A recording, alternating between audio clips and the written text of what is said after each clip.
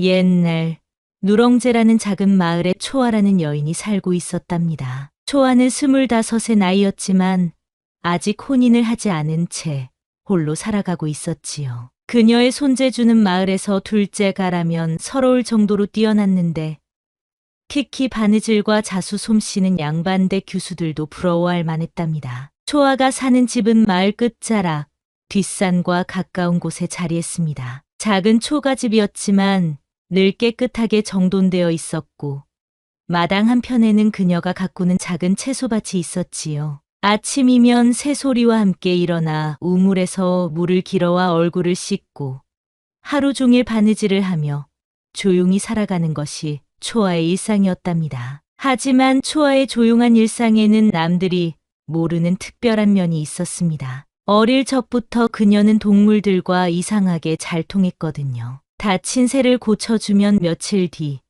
그 새가 친구들을 데리고 와서 마당에서 노래를 불러주곤 했고 게으른 강아지를 도와주면 그 강아지가 주인을 찾은 후에도 가끔 놀러왔지요. 사람들은 이를 단순히 초아의 착한 성품 때문이라고 생각했지만 사실은 그보다 더 깊은 무언가가 있었답니다. 마을 사람들은 초아를 두고 이런저런 말을 했습니다. 어떤 이는 저렇게 아름답고 손재주 좋은 여인이 왜 아직도 혼인을 하지 않을까 하며 고개를 갸우뚱했고 또 어떤 이는 혼자 사는 여인이라 어딘가 이상한 구석이 있을 것이라며 수군거렸지요. 그 중에서도 특히 조담이라는 젊은 양반은 초아에게 특별한 마음을 품고 있었습니다. 조담은 마을에서 가장 부유한 집안의 아들로 학문도 깊고 인품도 온화하여 많은 이들의 존경을 받는 인물이었지요. 그런 조담이 초아를 보며 가슴 설레는 마음을 감추지 못했던 것입니다. 조담에게는 경쟁자가 하나 더 있었습니다.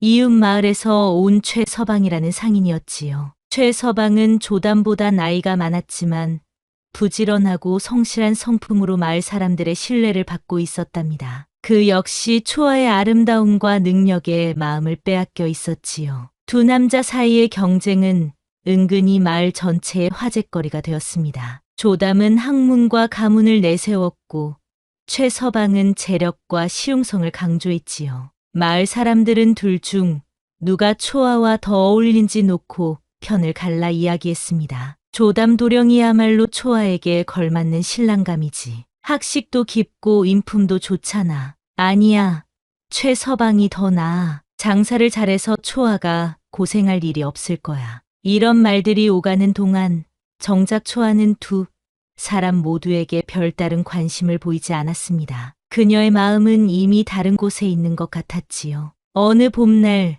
조담은 용기를 내어 초아에게 청혼을 했습니다. 마을 어귀 느티나무 아래에서 두 사람이 만났을 때 조담은 떨리는 목소리로 말했지요. 초아 아가씨, 저는 아가씨를 아내로 맞이하고 싶습니다. 제가 아가씨를 행복하게 해드리겠습니다. 저희 집안은 대대로 학문을 중시해왔고 아가씨의 재능을 충분히 인정해 드릴 수 있습니다. 조담의 진심 어린 고백에 초아는 잠시 마음이 흔들렸습니다. 조담이 좋은 사람이라는 것은 그녀도 잘 알고 있었거든요. 하지만 무언가 마음 깊은 곳에서 거부하는 목소리가 들려왔습니다. 조담 도령의 마음은 고맙지만 저는 혼자 사는 삶에 만족하고 있습니다. 죄송합니다.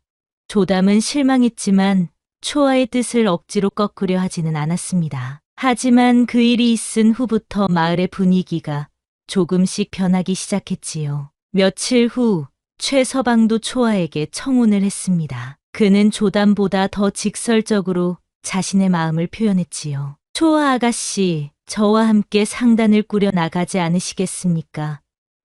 아가씨의 솜씨라면 우리가 만드는 물건들이 전국에서 유명해질 것입니다. 저는 아가씨의 재능을 사업으로 발전시켜 드릴 수 있어요. 최서방의 제안도 현실적이고 매력적이었지만 초아는 역시 고개를 저었습니다. 최서방님의 제안도 고맙지만 저는 지금의 삶이 편안합니다. 두 번의 거절 소식이 마을에 퍼지자 사람들의 수근거림이 더욱 심해졌습니다. 특히 조담의 어머니인 김 부인은 이 일을 못마땅하게 여겼지요. 김 부인은 마을의 다른 부인들과 모여서 초아에 대한 불만을 토로하기 시작했습니다. 우리 조담이 같은 좋은 집안 아들이 청혼을 했는데 거절하다니 정말 건방지지 않나요? 그러게 말이에요. 자기가 뭐라고 그렇게 까다로운지. 혼자 사는 여자가 너무 오만해진 것 같아요. 이런 모임이 자주 열리면서 마을 여인들 사이에서 초아를 향한 시선이 점점 나빠져 갔습니다. 특히 복녀는 이런 분위기를 부추기는 데 앞장섰지요. 복녀는 원래 조담을 좋아했지만 조담이 초아에게만 관심을 보이자 질투심이 생겼던 것입니다. 그녀는 기회가 있을 때마다 초아에 대한 좋지 않은 이야기를 퍼뜨렸지요. 초아가 혼자 살면서 뭘 하고 지내는지 아무도 모르잖아요. 혹시 뭔가 숨기는 게 있는 건 아닐까요? 한편 조담과 최서방 사이의 경쟁은 더욱 치열해졌습니다. 두 사람은 초아의 마음을 돌리기 위해 각자 나름의 방법을 시도했지요. 조담은 초아에게 시를 써서 보내거나 아름다운 비단을 선물하려 했습니다. 하지만 초아는 이런 선물들을 정중히 거절했지요. 최서방은 더 실용적인 접근을 했습니다. 초아가 바느질에 필요한 좋은 실이나 바늘을 구해다 주려고 했지만 이것도 받아주지 않았답니다. 두 남자의 이런 행동을 지켜본 마을 사람들은 더욱 초아를 이상하게 여기기 시작했습니다. 자신의 신분도 모르고 거만하기 그지없군. 우리 조담이 같은 그런 여자에게 거절당하다니. 김 부인을 중심으로 몇몇 마을 여인들이 초아를 곱지 않은 시선으로 보기 시작했답니다. 그 중에서도 복녀라는 여인이 가장 적극적이었지요. 복녀는 원래 조담을 좋아했던 사람이라 초아에 대한 질투심이 남달랐던 것입니다. 혼자 사는 여인이 제사상 고기를 가져가는 게 말이 됩니까? 우물 순서도 지키지 않고 마음대로 물을 길어가더군요. 바느질 값도 다른 집보다 비싸게 받으면서 무슨 대단한 손재주라고. 사소한 일들이 하나둘씩 트집거리가 되어갔습니다. 사실 이런 일들은 예전에도 있었지만 아무도 문제 삼지 않았던 것들이었지요. 하지만 이제는 모든 것이 초아의 잘못으로 여겨지기 시작했답니다. 초아는 이런 상황을 피하려고 더욱 조용히 지내려 했지만 갈수록 숨이 막히는 기분이었지요. 장날이면 사람들의 시선이 따가웠고 우물가에서 물을 기를 때도 다른 여인들이 수군거리는 소리가 들렸습니다. 그러던 어느 날 초아는 뒷산에 나무를 캐러 갔다가 이상한 소리를 들었습니다. 어디선가 작은 짐승이 우는 듯한 소리가 들려오는 것이었지요. 소리를 따라가니 깊숙한 골짜기에 함정이 하나 있었는데 그 안에 새끼 호랑이 한 마리가 갇혀 있었답니다. 새끼 호랑이는 아직 어려서 어미를 찾지 못해 애처롭게 울고 있었습니다. 함정은 아마 사냥꾼들이 파놓은 것 같았는데 새끼 호랑이가 실수로 빠진 것이지요. 어머나, 이 불쌍한 것 봐라. 초아는 가엾은 마음이 들어 주변을 살펴보았습니다. 다행히 굵은 나무 뿌리들이 함정 근처에 있어서 그것들을 엮어 밧줄을 만들 수 있을 것 같았지요. 초아는 정성스럽게 나무 뿌리를 엮어서 밧줄을 만들었습니다. 그리고 함정 위로 그 밧줄을 내려뜨렸지요. 새끼 호랑이는 처음에는 경계했지만 초아가 부드럽게 말을 걸자 점점 마음을 열기 시작했답니다. 괜찮아. 무서워하지 마. 내가 도와줄게. 신기하게도 새끼 호랑이는 초아의 말을 알아듣는 것 같았습니다. 조심스럽게 밧줄을 타고 함정에서 빠져나왔지요. 이제 어미를 찾아가거라. 너무 멀리 가면 안 돼. 초아가 새끼 호랑이를 쓰다듬으며 말하자 작은 호랑이는 초아를 빤히 바라보더니 어디론가 사라졌습니다. 초아는 선한 일을 했다는 마음에 기분 좋게 집으로 돌아갔지요. 하지만 이 장면을 멀리서 지켜본 사람이 있었습니다. 바로 복녀였지요. 그녀는 평소 초아를 감시하다시피 하고 있었는데 이날도 몰래 뒤를 따라온 것이었답니다. 복녀는 자신이 본 것을 믿을 수가 없었습니다. 초아가 호랑이와 대화를 나누는 것 같았거든요. 그녀는 이것이 자신에게 좋은 기회라고 생각했지요. 며칠 후 복녀는 마을 우물가에서 이런 이야기를 퍼뜨리기 시작했습니다. 제가 직접 본 일인데요. 초아가 산에서 호랑이와 뭔가를 주고받더라고요. 마치 오래된 친구처럼 말이에요. 이 말을 들은 사람들은 깜짝 놀랐습니다. 정말입니까? 그럼 혹시 초아가? 그게 말이 됩니까? 사람이 어떻게 호랑이와? 하지만 복녀는 계속해서 더 자극적인 이야기를 만들어냈습니다. 그뿐만 아니에요. 그 뒤로 초아 집 근처에서 밤마다 이상한 소리가 들린다는 소문도 있지 않습니까? 혹시 초아가 사람이 아니라 구미호나 산신령의 화신이 아닐까 해서요. 이런 소문들이 퍼지자 마을 사람들은 점점 불안해하기 시작했습니다. 누군가는 혹시 초아가 마을에 재앙을 부르는 건 아닐까 하고 걱정했고, 또 누군가는 그동안 우리가 모르는 사이에 무슨 일이 벌어진 건 아닐까 하며 의심했지요. 조담은 이런 소문들을 듣고 화가 났습니다. 그는 복녀를 찾아가서 따졌지요. 복녀 씨, 그런 말도 안 되는 소문을 왜 퍼뜨리는 겁니까? 초아 아가씨는 선량한 분인데 그렇게 말하면 어떻게 합니까? 하지만 복녀는 뻔뻔하게 대답했습니다. 저는 제가 본 것을 말한 것뿐이에요. 도령께서 초아를 좋아하신다고 해서 진실을 숨길 수는 없지 않습니까? 조담은 더 화가 났지만 여자에게 소리를 지를 수는 없어서 그냥 돌아섰지요. 하지만 그의 마음은 복잡했습니다. 정말로 초아에게 무언가 특별한 능력이 있는 것일까 하는 의구심도 들었거든요. 최서방도 이 소문을 들었습니다. 그는 조담보다 더 현실적인 사람이었기 때문에 초아와 결혼하는 것이 자신의 사업에 도움이 될지 해가 될지를 계산하기 시작했지요. 만약 초아에게 정말 이상한 능력이 있다면 그것이 상업적으로 이용될 수도 있겠지만 반대로 큰 위험이 될 수도 있었습니다. 조담의 어머니 김 부인은 이 소문을 듣고 기회라고 생각했습니다. 그동안 쌓인 초아에 대한 불만을 터뜨릴 때가 온 것이지요. 여러분, 이제 분명해졌지 않습니까?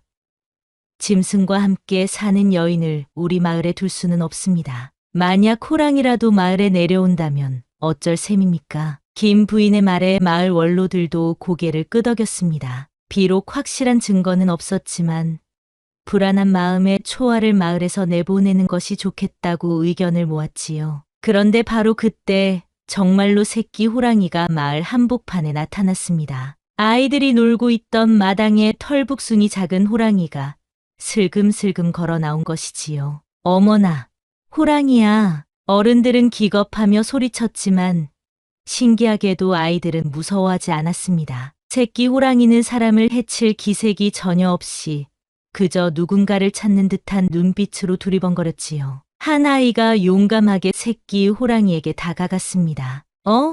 이 호랑이 무섭지 않네. 강아지 같아.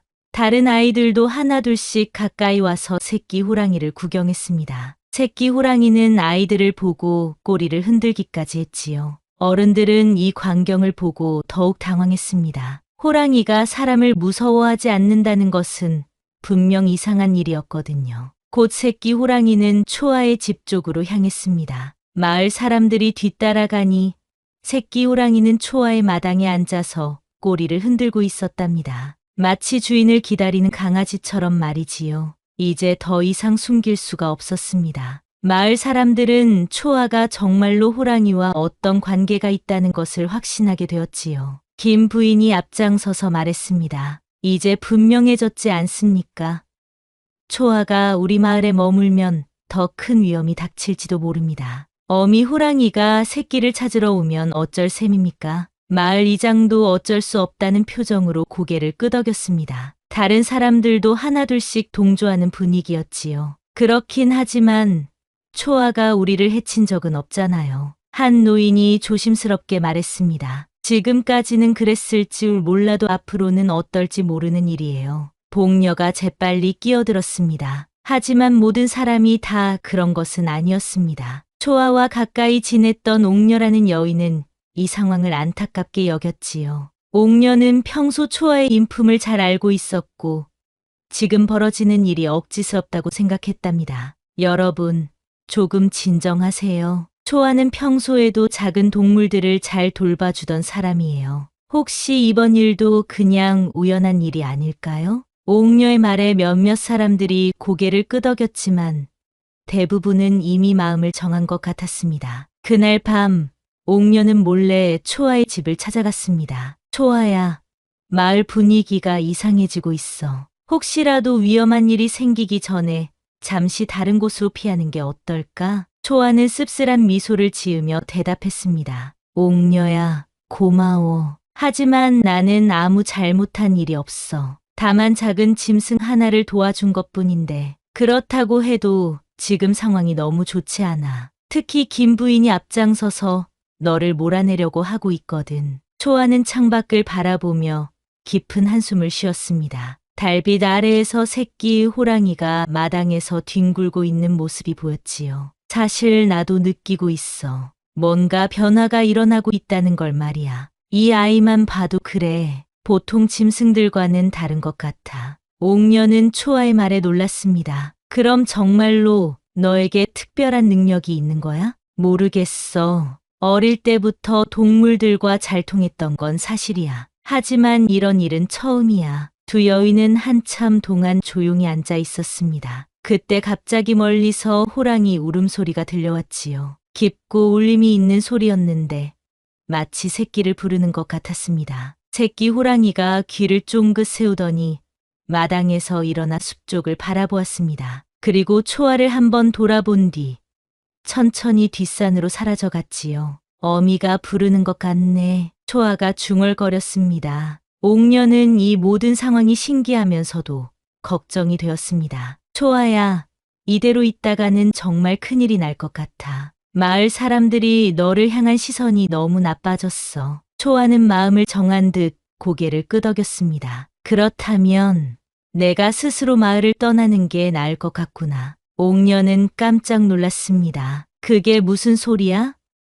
너는 이 마을에서 태어나고 자란 사람인데, 하지만 이 상황에서는 그게 모두에게 좋을 것 같아. 나 때문에 마을이 시끄러워지는 것도 원하지 않고, 초아의 마음은 이미 정해진 것 같았습니다. 옥녀는 더 이상 말릴 수 없었지만 대신 작은 보따리를 준비해 주겠다고 했지요. 그 다음 날 아침 마을에는 충격적인 소식이 전해졌습니다. 밤사이에 이웃 마을에서 호랑이 떼가 나타났다는 것이었지요. 다행히 사람이 다친 것은 아니었지만 집 주변을 어슬렁거리며 무언가를 찾는 듯했다고 했습니다. 분명 새끼 호랑이의 가족들이 찾으러 온 것 같습니다. 전령이 말했습니다. 이 소식을 들은 마을 사람들은 더욱 불안해했습니다. 혹시 호랑이들이 누렁제 마을로도 올 것 같았거든요. 김 부인이 다시 나서서 말했습니다. 더 이상 미룰 수 없습니다. 오늘 당장 초아를 마을에서 내보내야 합니다. 하지만 예상치 못한 일이 벌어졌습니다. 조담이 앞으로 나서서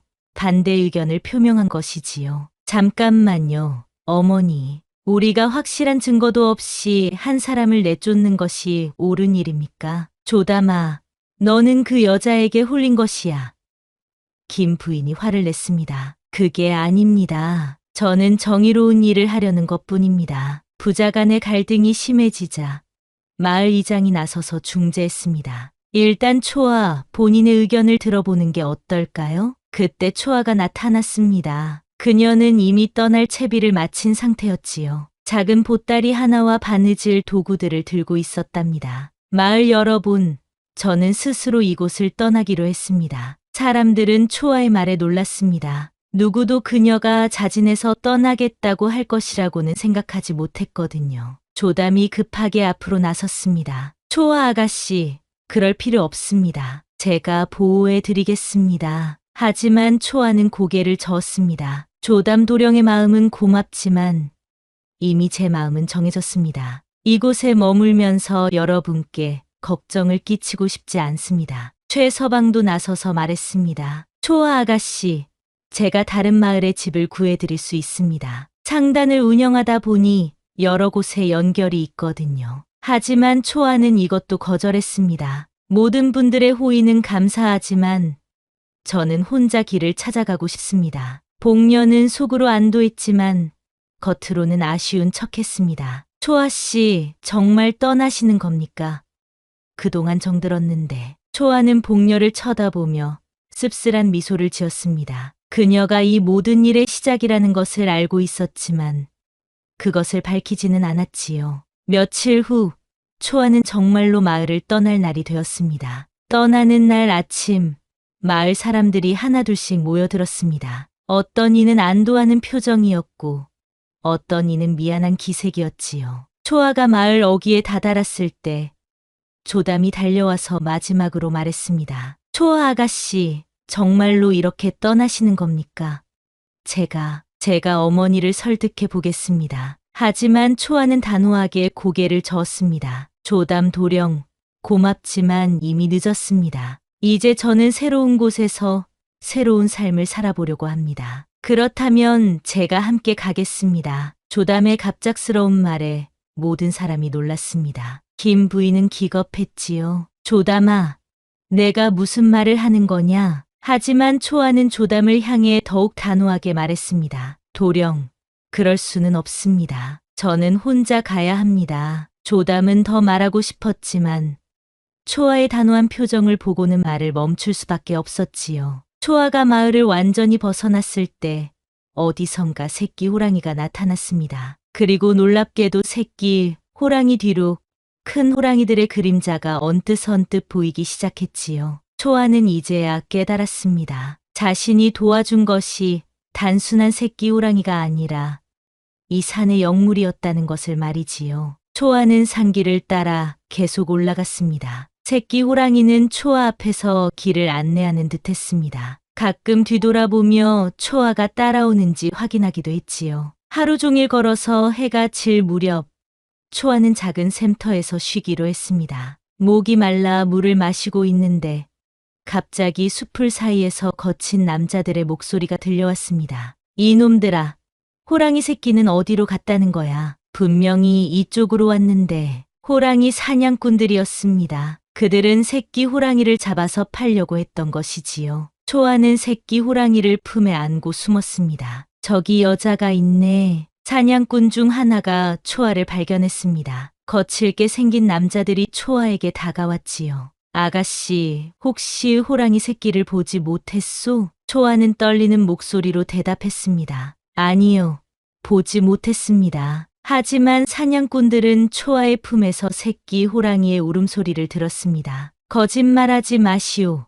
분명 숨기고 있잖소. 사냥꾼들이 초아에게 달려들려는 순간 갑자기 주변이 조용해졌습니다. 그리고 숲속에서 커다란 호랑이가 나타났지요. 새끼의 어미였습니다. 어미 호랑이는 으르렁거리며 사냥꾼들을 위협했습니다. 사냥꾼들은 겁에 질려 도망쳤지요. 도망쳐. 어미 호랑이다. 사냥꾼들이 사라진 후 어미 호랑이는 초아를 바라보았습니다. 그 눈빛에는 고마움이 담겨 있었지요. 초아는 조심스럽게 새끼 호랑이를 땅에 내려놓았습니다. 이제 어미에게 가거라. 새끼 호랑이는 어미에게 달려갔지만 계속 초아를 돌아보았습니다. 마치 함께 가자고 하는 것 같았지요. 어미 호랑이가 초아 앞으로 다가와서 고개를 숙였습니다. 그리고 입에 물고 있던 무언가를 초아 앞에 놓았지요. 그것은 아름다운 호박색 구슬이었습니다. 이게 뭐지? 초아가 구슬을 집어드는 순간 머릿속에 이상한 영상이 떠올랐습니다. 깊은 산속 골짜기와 맑은 시냇물, 그리고 안전한 동굴이 보였지요. 어미 호랑이는 초아에게 그곳으로 가라고 하는 것 같았습니다. 초아는 고개를 끄덕이며 구슬을 소중히 품에 넣었답니다. 며칠을 더 걸어서 도착한 곳은 구름둔이라는 깊은 골짜기였습니다. 사방이 높은 산으로 둘러싸여 있어서 마치 구름 속에 숨겨진 듯한 곳이었지요. 맑은 시냇물이 흐르고 있었고 작은 동굴도 하나 있었답니다. 구슬이 보여준 곳과 정확히 같은 장소였습니다. 여기서 지내라는 뜻인가? 초아가 중얼거리자 새끼 호랑이가 꼬리를 흔들며 동굴 쪽을 가리켰습니다. 초아는 이곳이 자신의 새로운 보금자리가 될 것 같다는 생각이 들었지요. 하지만 산에서의 생활은 결코 쉽지 않았습니다. 처음에는 먹을 것을 구하기도 어려웠고 추위를 막을 방법도 마땅치 않았지요. 다행히 새끼 호랑이가 가끔 작은 사냥감을 물어왔지만 초아는 차마 그것을 받아먹을 수가 없었답니다. 고마워.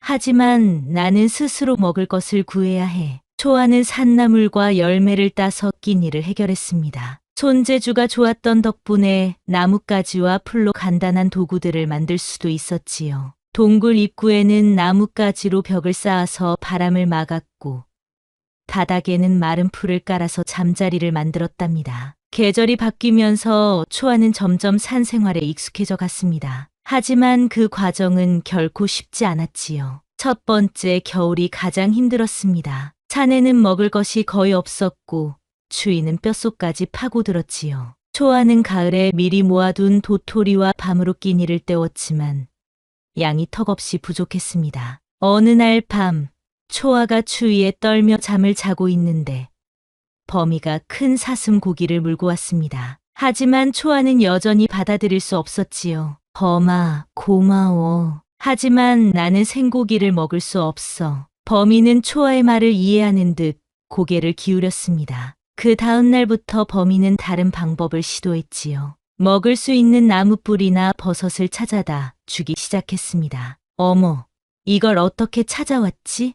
초아는 범이가 가져다 준 식재료들로 간단한 음식을 만들어 먹었습니다. 신기하게도 범이는 초아가 어떤 것을 먹을 수 있는지 정확히 알고 있는 것 같았지요. 겨울이 깊어지자 더 큰 시련이 찾아왔습니다. 눈이 너무 많이 와서 동굴 입구가 막힐 정도였지요. 초아는 나무 막대기로 눈을 치우려 했지만 혼자서는 역부족이었습니다. 그때 어미 호랑이와 다른 호랑이들이 나타났습니다. 그들은 발톱으로 눈을 치우고 몸으로 바람을 막아주며 초아를 도왔지요. 초아는 그날 밤 처음으로 호랑이들과 함께 잠을 잤습니다. 봄이 오자 초아의 생활은 한층 나아졌습니다. 산나물들이 돋아나기 시작했고 작은 열매들도 맺히기 시작했지요. 초아는 동굴 근처에 작은 텃밭을 만들어 야채를 기르기 시작했습니다. 범이는 이제 제법 큰 호랑이가 되어 있었지만 여전히 초아를 어머니처럼 따랐습니다. 가끔 다른 젊은 호랑이들이 범이를 놀리러 오기도 했는데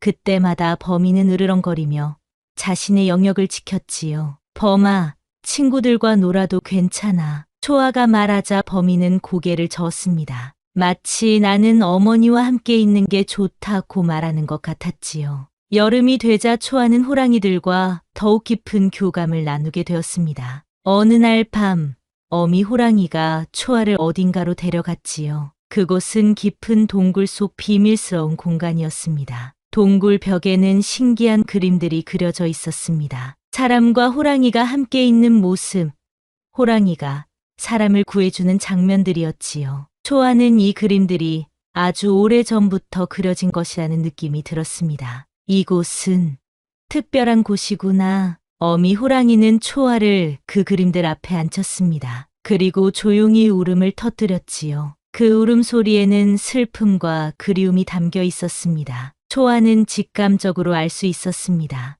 예전에도 자신과 같은 사람이 있었고 그 사람도 호랑이들과 함께 살았다는 것을 말이지요. 하지만 그 사람은 어떻게 되었을까요? 어미 호랑이는 동굴 한켠에 있는 작은 무덤을 가리켰습니다. 그곳에는 낡은 바늘과 실이 놓여 있었지요. 초아는 눈물이 났습니다. 자신보다 먼저 이곳에 살았던 누군가를 위해서였습니다. 그날 밤부터 초아는 자신이 특별한 운명을 가지고 있다는 것을 깨달았습니다. 단순히 우연히 호랑이와 만난 것이 아니라 오래전부터 정해진 일이었던 것 같았지요. 가을이 되자 초아는 겨울 준비를 시작했습니다. 이번에는 작년보다 훨씬 체계적으로 준비했지요. 호랑이들도 초아를 도와주었습니다. 범이는 좋은 나무 열매들을 찾아다 주었고 다른 호랑이들은 마른 나뭇가지들을 모아다 주었습니다. 어느 날 초아가 겨울옷을 만들고 있는데 신기한 일이 일어났습니다. 산 속의 다른 동물들이 하나둘씩 찾아오기 시작한 것이지요. 먼저 다람쥐들이 왔습니다. 그들은 입에 예쁜 털실을 물고 와서 초아 앞에 놓았지요. 이어서 새들이 날아와 아름다운 깃털들을 가져다 주었습니다. 어머, 이게 뭐지? 모두들 왜 이런 걸 가져다 주는 거야? 초아가 놀라고 있을 때 범이가 옆으로 와서 꼬리를 흔들었습니다. 마치 어머니가 특별한 분이니까 모두가 도와드리는 거야 라고 말하는 것 같았지요. 초아는 동물들이 가져다 준 재료들로 아름다운 옷을 만들었습니다. 호랑이 털과 새 깃털, 다람쥐가 준 털실을 이용해서 따뜻하면서도 아름다운 겨울옷이 완성되었지요. 그 옷을 입은 초아의 모습은 마치 산신령 같았습니다. 호랑이들도 초아를 보며 존경하는 눈빛을 보냈지요. 두 번째 겨울은 첫 번째 겨울과는 완전히 달랐습니다. 초아는 이제 산의 리듬에 완전히 적응했고 호랑이들과도 가족 같은 유대감을 형성했지요. 어느 날 밤 깊은 눈이 내리고 있을 때 초아는 범이와 함께 동굴 입구에 앉아 있었습니다. 그때 멀리서 이상한 소리가 들렸지요. 도와줘. 누구 없어요? 사람의 목소리였습니다. 초아는 범이와 함께 소리가 나는 곳으로 향했지요. 눈 속에 한 나그네가 쓰러져 있었습니다. 아저씨, 괜찮으세요? 초아가 다가가자 나그네는 깜짝 놀랐습니다. 이런 깊은 산 속에서 사람을 만날 줄은 몰랐거든요. 아가씨, 여기서 뭘 하고 계신가요? 저는 여기 살고 있어요. 어서 일어나세요. 춥잖아요. 초아는 나그네를 동굴로 데려가 따뜻하게 해주었습니다. 나그네는 길을 잃고 며칠째 헤매고 있었다고 했지요. 정말 고맙습니다. 아가씨가 아니었다면 얼어 죽을 뻔했어요. 나그네는 며칠 동안 초아의 동굴에서 머물렀습니다. 그는 초아와 호랑이들이 함께 사는 모습을 보고 깜짝 놀랐지만 곧 익숙해졌지요. 아가씨는 정말 신기한 분이군요. 호랑이들이 강아지처럼 따르다니. 길이 뚫린 후 나그네는 떠났지만 그는 이 경험을 평생 잊지 못했습니다. 그리고 마을로 돌아가서 산 속에 호랑이와 함께 사는 신비한 여인에 대한 이야기를 퍼뜨렸지요. 이런 일들이 몇 번 더 있었습니다. 길을 잃은 사람들을 초아가 구해주는 일이 계속 생겼고 그때마다 초아와 호랑이들에 대한 소문이 퍼져나갔답니다. 어느 날 밤 초아가 동굴에서 잠을 자고 있는데 갑자기 시끄러운 소리가 들렸습니다. 밖으로 나가보니 큰 멧돼지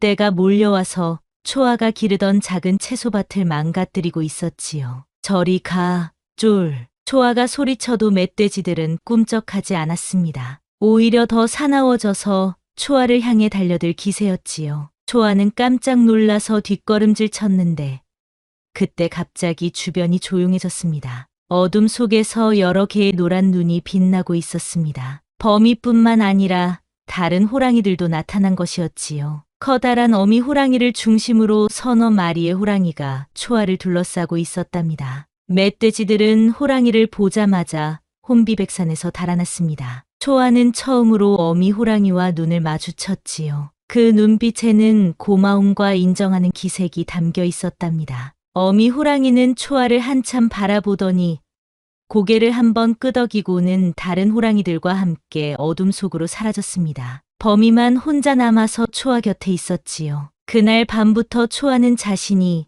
이 산의 호랑이 가족들에게 받아들여졌다는 것을 느꼈습니다. 더 이상 혼자가 아니라는 안도감이 들었지요. 몇 달이 지나자 초아에게는 놀라운 변화가 일어났습니다. 호랑이들과 함께 지내면서 그들의 언어를 조금씩 이해하게 된 것이지요. 호랑이들의 울음소리에 담긴 의미를 알 수 있게 되었고 그들이 무엇을 원하는지도 느낄 수 있었답니다. 범이는 이제 완전히 어른 호랑이가 되었지만 여전히 초아를 어머니처럼 따랐습니다. 가끔 다른 호랑이들이 찾아와서 초아에게 인사를 하기도 했지요. 어느 날 범이가 갑자기 불안해하며 으르렁거렸습니다. 초아는 범이의 반응을 보고 무언가 이상한 일이 벌어날 것 같다는 느낌이 들었지요. 그날 밤 정말로 위험한 일이 벌어졌습니다. 산적들이 구름둥 근처까지 올라온 것이었지요. 그들은 어떤 부자의 딸을 납치해서 몸값을 요구하려고 했답니다. 초아는 멀리서 들리는 여자 아이의 울음소리를 들었습니다. 가만히 있을 수가 없었지요. 범아,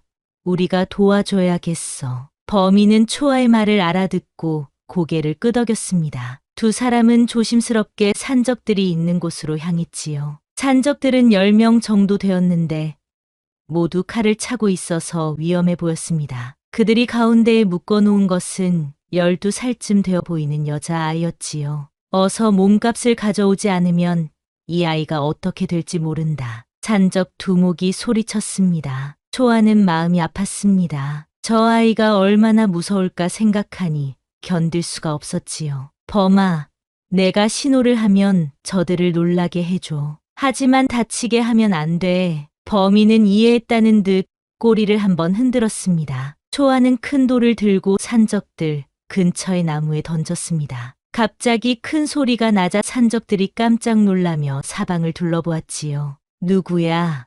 나와. 그때 범이가 나타나서 으르렁거렸습니다. 산적들은 갑자기 나타난 큰 호랑이를 보고 기겁했지요. 호랑이다. 도망쳐. 하지만 두목은 쉽게 포기하지 않았습니다. 겁내지 마. 호랑이 한 마리쯤이야. 두목이 칼을 뽑아들자 갑자기 다른 호랑이들도 하나둘씩 나타났습니다. 어미 호랑이와 다른 가족들까지 모두 온 것이지요. 이제는 산적들도 어쩔 수 없었습니다. 모두 칼을 버리고 달아났답니다. 살려줘. 다시는 나쁜 짓 안 할게. 산적들이 사라진 후 초아는 여자아이에게 다가갔습니다. 괜찮니? 다치지 않았니? 여자아이는 초아를 보고 안도의 눈물을 흘렸습니다. 언니, 무서웠어요. 이제 괜찮아. 집으로 돌아갈 수 있어. 초아는 여자아이의 손을 잡고 산 아래로 내려갔습니다. 범이와 다른 호랑이들이 멀리서 호위해 주었지요. 여자아이의 집은 큰 마을의 부잣집이었습니다. 초아가 아이를 데려다 주자 아이의 부모는 눈물을 흘리며 고마워했지요. 은인이시군요. 어떻게 감사를 드려야 할지. 하지만 초아는 아무 보상도 받지 않고 떠났습니다. 다만 아이가 건네준 작은 꽃 한 송이만 받았지요. 이 일이 있은 후 초아의 명성은 여러 마을에 퍼지기 시작했습니다. 호랑이와 함께 사는 신비한 여인이라는 소문이 돌았지요. 계절이 또 한 번 바뀌어서 봄이 되었을 때 뜻밖의 방문객이 찾아왔습니다. 조담이었지요. 그는 몇 달 동안 초아를 찾아 헤맸다고 했습니다. 초아 아가씨, 정말 여기 계셨군요. 조담은 초아를 보자 안도의 한숨을 쉬었습니다. 하지만 초아는 별다른 반응을 보이지 않았지요. 조담 도령, 왜 이곳까지 오셨습니까? 아가씨에게 사과하러 왔습니다. 그때 제가 아무것도 하지 못해서 아가씨가 억울하게 마을을 떠나게 된 것이 제 잘못입니다. 조담은 진심 어린 목소리로 말했지만 초아의 표정은 차갑기만 했습니다. 이미 지난 일입니다. 도령께서 굳이 신경 쓰실 필요 없습니다. 하지만 저는 아가씨를 사랑합니다. 이제라도 함께 살 수는 없을까요? 조담의 간절한 고백에 초아는 잠시 마음이 흔들렸습니다. 하지만 이미 그녀는 예전의 초아가 아니었지요. 조담 도령, 저는 이제 다른 세상에 살고 있습니다. 도령과는 맞지 않아요. 그래도 조담이 더 말하려던 순간 범이가 나타나서 조담을 향해 으르렁거렸습니다. 이제 제법 큰 호랑이가 된 범이의 위협적인 모습에 조담은 깜짝 놀라며 뒷걸음질 쳤지요. 초아는 조담이 떨어뜨린 갓을 주워서 그에게 건네주었습니다. 돌아가십시오. 이곳은 도령이 올 곳이 아닙니다. 초아의 단호한 말에 조담은 더 이상 할 말이 없었습니다. 그는 갓을 받아들고 돌아서서 산길을 내려갔지요. 뒤돌아보고 싶었지만 초아가 자신을 완전히 거절했다는 것을 알 수 있었답니다. 조담이 떠난 후 초아는 홀로 시냇가에 앉아서 생각에 잠겼습니다. 지난 시간들을 돌이켜보니 많은 것들이 변했다는 걸 깨달았지요. 이제 그녀는 예전의 초아가 아니었습니다. 산에서 호랑이들과 함께 살아가며 자연의 일부가 된 것 같았지요. 그로부터 몇 년이 더 흘렀습니다. 초아는 구름둔에서 평화로운 나날을 보냈지요. 범이는 이제 완전히 어른 호랑이가 되었고 가끔 어미 호랑이와 다른 가족들도 찾아와서 안부를 묻곤 했답니다. 초아의 바느질 솜씨는 산에서도 유용했습니다. 동물들의 털로 실을 만들고 나무십과 풀로 천연 염료를 만들어서 아름다운 옷을 지었지요. 때로는 새들이 예쁜 깃털을 가져다 주기도 했고 다람쥐들이 견과류를 나누어 주기도 했답니다. 그런데 어느 날 초아에게 큰 시련이 찾아왔습니다. 관군들이 호랑이 사냥을 나온 것이었지요. 최근에 호랑이들이 사람들을 도와주는 일들이 늘어나자 어떤 관리가 이를 의심스럽게 여긴 것이었답니다. 분명 누군가가 호랑이들을 조종하고 있을 것이다. 그것은 나라의 질서를 어지럽히는 일이니 반드시 찾아내야 한다. 관군들은 구름둔까지 올라와서 초아를 찾아냈습니다. 너가 바로 호랑이들을 부리는 여자구나. 아닙니다. 저는 그냥 함께 살고 있을 뿐입니다. 하지만 관군 대장은 초아의 말을 믿지 않았습니다. 거짓말 말아라. 내가 없다면 호랑이들이 어떻게 사람을 도와줄 수 있겠느냐. 관군들이 초아를 잡으려고 하자 범이와 다른 호랑이들이 나타났습니다. 하지만 초아는 호랑이들을 말렸지요. 안 돼. 사람을 해치면 안 돼. 초아는 관군들을 향해 말했습니다. 저를 데려가셔도 좋습니다. 하지만 이 호랑이들은 아무 잘못이 없어요. 관군 대장은 초아의 말에 놀랐습니다. 자신들을 해칠 수 있는 상황에서도 호랑이들을 말리는 모습이 신기했거든요. 너는 정말 이상한 여자로구나. 그때 갑자기 산 아래에서 큰 소리가 들려왔습니다. 산사태가 일어난 것이었지요. 관군들이 올라오면서 산길을 너무 많이 밟아서 땅이 약해졌던 것입니다. 큰일 났다. 마을 쪽으로 흙더미가 쏟아지고 있어. 초아는 주저하지 않고 범이에게 말했습니다. 범아, 마을 사람들을 구해야 해. 범이는 고개를 끄덕이고 다른 호랑이들을 불렀습니다. 호랑이들은 산사태가 일어난 곳으로 달려가서 사람들을 안전한 곳으로 옮기기 시작했지요. 초아도 관군들과 함께 마을로 내려가서 부상자들을 돌보았습니다. 그녀의 손재주는 의료에도 도움이 되었거든요. 이 일이 있은 후 관군 대장은 초아에 대한 생각이 완전히 바뀌었습니다. 당신은 나쁜 사람이 아니군요. 오히려 많은 사람들을 도와주고 있었네요. 저는 그냥 제가 할 수 있는 일을 했을 뿐입니다. 관군들은 초아를 잡아가지 않고 돌아갔습니다. 오히려 그들은 초아와 호랑이들이 좋은 일을 하고 있다는 보고서를 올렸지요. 어느 날 초아가 시냇가에서 빨래를 하고 있는데 이상한 일이 일어났습니다. 갑자기 하늘에서 금빛빛이 내려오더니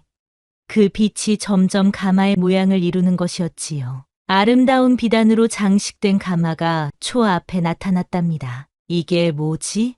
초아가 놀라고 있을 때 어미 호랑이가 나타나서 가마를 가리켰습니다. 마치 이제 때가 되었다는 듯한 눈빛이었지요. 범이도 초아의 곁으로 와서 꼬리를 흔들었습니다. 초아는 무슨 일인지 알 수는 없었지만 호랑이들이 자신에게 무언가를 전하려 하고 있다는 것을 느꼈답니다. 초아가 조심스럽게 가마에 올라타자 가마는 저절로 움직이기 시작했습니다. 호랑이들이 가마 주변을 호위하며 함께 산길을 내려갔지요. 그 모습은 마치 산신령의 행차 같았답니다. 가마는 천천히 누렁제 마을 쪽으로 향했습니다. 몇 년 만에 다시 보는 마을의 모습이었지요. 그동안 별로 변한 것은 없어 보였지만 초아의 눈에는 모든 것이 새롭게 느껴졌답니다. 마을 사람들은 금빛 가마와 호랑이들을 보고 깜짝 놀랐습니다. 누구도 이런 광경을 본 적이 없었거든요. 어떤 이는 무서워서 집 안으로 숨었고 어떤 이는 신기해서 멀리서 구경했지요. 조담도 사람들 틈에서 이 장면을 지켜보고 있었습니다. 가마 안의 초아를 알아본 그는 깜짝 놀라며 앞으로 나서려 했지만 호랑이들의 위험에 눌려 감히 가까이 갈 수 없었답니다. 김 부인을 비롯해서 예전에 초아를 몰아냈던 사람들은 두려운 마음에 떨고 있었습니다. 혹시 복수를 하러 온 것은 아닐까 하는 생각 때문이었지요. 하지만 초아는 아무에게도 해를 끼치지 않았습니다. 다만 가마에서 조용히 마을을 둘러보기만 했지요. 그녀의 눈빛에는 원망이나 분노가 아니라 깊은 이해와 용서가 담겨 있었답니다. 조담이 무릎을 꿇고 고개를 숙였습니다. 그때서야 다른 사람들도 하나둘씩 땅에 엎드려 절을 했지요. 모두들 자신들이 잘못했다는 것을 깨달았던 것입니다. 초아는 가마에서 내려와 옥녀의 집 앞에 섰습니다. 옥녀는 반가움과 놀라움이 섞인 표정으로 초아를 맞았지요. 초아야, 정말 너구나. 옥녀야, 그동안 잘 지냈니? 두 여인은 오랜만에 만난 기쁨을 나누었습니다. 초아는 옥녀에게 작은 선물을 하나 건넸지요. 산에서 정성스럽게 만든 자수 손수건이었답니다. 이건 내 마음이야. 그때 도움을 준 것에 대한 고마움이 표시야. 옥녀는 눈물을 글썽이며 선물을 받았습니다. 초아가 자신을 원망하지 않고 오히려 고마워한다는 것이 감동적이었지요. 복녀도 멀리서 이 장면을 지켜보고 있었습니다. 그녀는 자신이 퍼뜨린 소문 때문에 벌어진 일들을 생각하며 깊이 후회하고 있었지요. 용기를 내어 초아에게 다가갔습니다. 초아 씨, 저 정말 죄송합니다. 복녀는 초아 앞에 무릎을 꿇고 사죄했습니다. 초아는 복녀를 바라보며 조용히 말했지요. 이미 다 지난 일이에요. 이제는 서로를 이해하며 살아가요. 초아의 너그러운 마음에 복녀는 더욱 눈물을 흘렸습니다. 조담도 다시 한번 초아 앞에 무릎을 꿇었습니다. 초아 아가씨, 제가 그때 더 용기 있게 아가씨를 지켜드렸어야 했는데 정말 죄송합니다. 초아는 조담을 바라보며 부드럽게 미소 지었습니다. 조담 도령도 어려운 상황이었잖아요. 이제는 모두 잊어버려요. 조담은 초아의 용서에 감사했지만 동시에 그녀가 이미 자신과는 다른 세계에 살고 있다는 것을 깨달았습니다. 더 이상 그녀를 붙잡을 수 없다는 것을 알았지요. 최서방도 초아에게 다가와서 말했습니다. 초아 아가씨, 저도 그때 더 도와드리지 못해서 죄송합니다. 앞으로는 이런 일이 없도록 마을 사람들과 함께 노력하겠습니다. 초아는 고개를 끄덕이며 최서방의 말에 감사했습니다. 김 부인은 가장 늦게 초아에게 다가왔습니다. 그녀는 떨리는 목소리로 말했지요. 초아야, 내가 너무 잘못했구나. 용서해다오.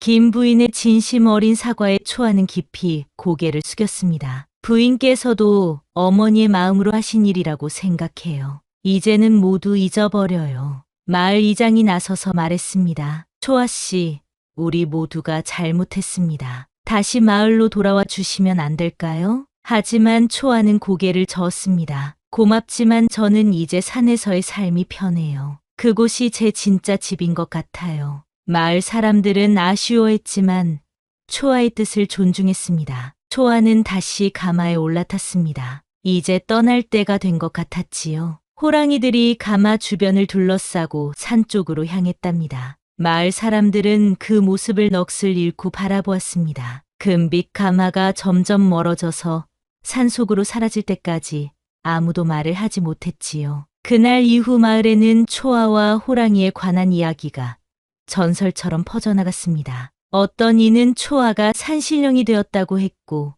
어떤 이는 호랑이들의 어머니가 되었다고 했지요. 시간이 흘러 어느 날 마을 아이들이 뒷산에서 신기한 털을 발견했습니다. 그곳에는 바늘과 실, 그리고 호랑이 발자국이 함께 새겨져 있었답니다. 사람들은 그곳을 호랑이 신당이라 부르며 가끔 작은 재물을 놓고 갔지요. 이렇게 해서 초아와 호랑이의 이야기는 끝이 났습니다. 하지만 진짜 끝은 아니었지요. 왜냐하면 이 이야기를 들은 사람들이 각자의 마음속에서 새로운 이야기를 만들어 나갈 것이기 때문입니다. 그리고 그 새로운 이야기들이 모여서 또 다른 아름다운 전설이 될 것이랍니다.